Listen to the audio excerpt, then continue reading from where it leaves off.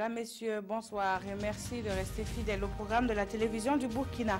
Au menu de ce flash d'information, les consultations entreprises par le Premier ministre l'ont conduit ce 8 février à l'Institut Le Médiateur du Faso, à Christophe Dabiré. Sarah Sérémé et son équipe sont allés remettre des rapports annuels d'activité, ceux de 2015, 2016 et de 2017 consignés dans des documents remis au chef du gouvernement. Dans la matinée de ce vendredi, il en ressort que près de 600 dossiers de réclamation sont encore en suspens et un des rapports en trouve la raison dans la faible collaboration entre le médiateur et l'administration. Une déclaration mensongère, c'est ainsi que les responsables du MPP de l'arrondissement 7 de Ouagadougou qualifient les déclarations d'un de leurs ex-camarades.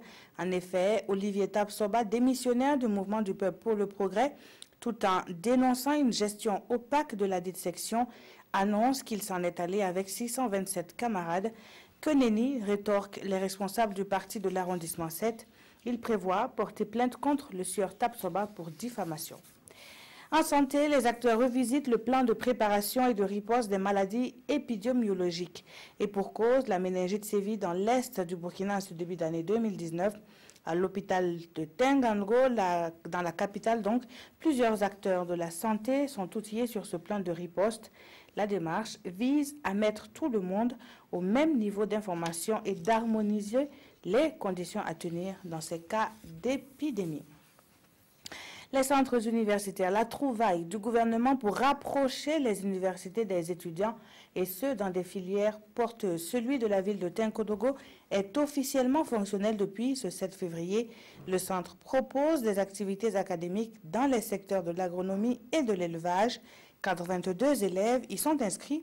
Ils seront dans les années à venir les premiers étudiants de la future université de Tenkodogo selon la vision du gouvernement. L'ONU se prononce sur le meurtre du journaliste saoudien Jamal Khashoggi. L'organisation accuse Riyad d'avoir planifié et perpétré l'assassinat du journaliste dans les locaux de l'ambassade saoudienne en Turquie.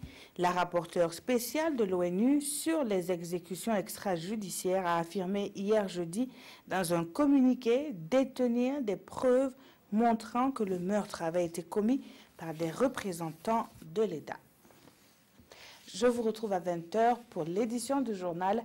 L'information revient en direct à 19 h avec Draman Dadian pour le JT des régions. À tout à l'heure.